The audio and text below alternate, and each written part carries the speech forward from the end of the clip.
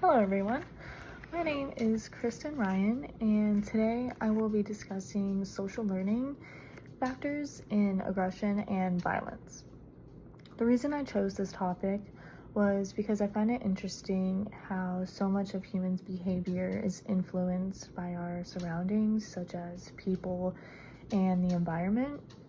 When focusing on social learning, we can get a better understanding of the reasoning behind aggression and how violent behaviors can occur because of people's influence.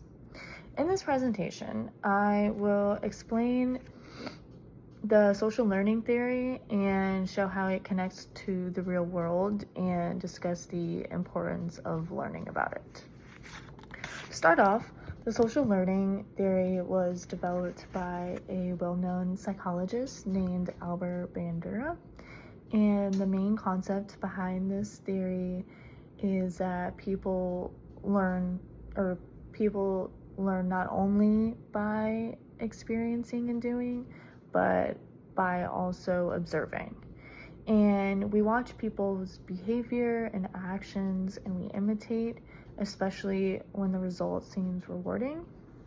A good example of this theory is when Albert Bandura did an experiment called the Bobo doll experiment, and this is when children watched adults act violent and aggressive toward dolls, and in doing so were more likely to imitate the behavior. When it comes to social learning, there are three important factors. These factors include modeling, imitating, and reinforcement. So when it comes to modeling, this is when a demonstration occurs of a behavior, and then imitating is when a person is copying another person's behavior. And finally, reinforcement is basically the factor that determines if the behavior will be repeated or not. If someone is having aggressive behavior and it draws attention, they're more likely to keep repeating it. This process is commonly seen in children and teenagers because when children and teens are still developing, they often look toward peers or elders on how to act and behave. And the way social learning connects to aggression is the fact that often aggressive behavior is stemming from a continued exposure of violence and inappropriate behavior in a person's environment. An example would be if a child grew up in an unstable home where there was constant arguing, and the way that it was resolved was through conflict and violence.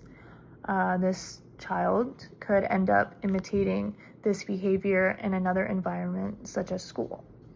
And often, when you see children acting inappropriately at school and showing signs of aggression or violence, not always, but a lot of the time it can be because they are growing up in a hostile environment. And this is where reinforcement plays a role, because if a child is acting aggressive at school and people are enlightened by it and give this child reputation, either known as tough, and gives them attention, then most likely they're going to continue the behavior. And this represents how the spread of violence occurs and how it doesn't just come naturally. So when it comes to real world examples, two that come to mind are bullying and gang behavior. When it comes to bullying, often it is spread when people see the attention it brings, and sometimes it's also used to avoid being the target. So some kids might start bullying because they're afraid that they're going to be the ones being bullied. And when bullied is glorified in schools and people become popular through belittling others, this creates a pattern of aggression being spread.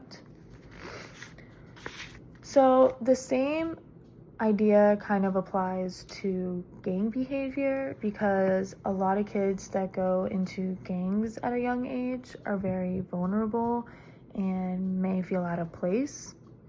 They see older people they consider role models acting a certain way, and they feel they will gain acceptance by acting the same way. Or they enter a gang because they're scared of being on their bad side or feel threatened.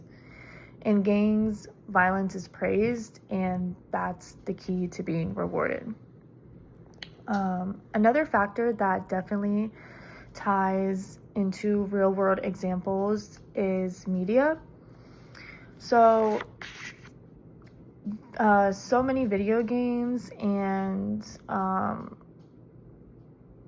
like social media sites include a lot of violence and aggressive behaviors, and when it's coming from a generation of kids that are spending so much time on social media, then that amount of exposure can definitely alter their behavior. Not only is watching effective, but the certain people that are being watched is also important, because if people who are considered role models and celebrities to young, impressionable children and teens, and they're behaving in a certain way, it's going to be seen as acceptable. So the reason why this matters so much is the fact that understanding how social learning is related to aggression is a topic that adds value to the real world. The same way behavior is learned, negative behavior is learned, positive behavior can also be learned. And if more awareness is drawn to the stem of aggression and violence in society, this knowledge can be used to create influence, to teach kids positive behaviors and build positive role models for them to look up and learn from.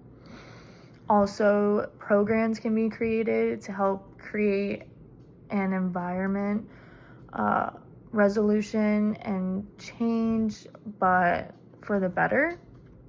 By replacing negative behavior with positive, the cycle of violence can be lessened. So, in conclusion, to recap social learning and how it relates to aggression and violence, it comes from the concept of social learning theory, which is where people learn by observing, copying, and receive reinforcement. So when aggression is modeled and then seen as being rewarded, the behavior is likely to continue. We have witnessed this concept through bullying and gang behavior. The good news about this, though, is that aggression is learned, which means it can also be unlearned and replaced with healthier behaviors. If work is put into this kind of change, society can soon start to see a shift in the level of aggression and violence occurring.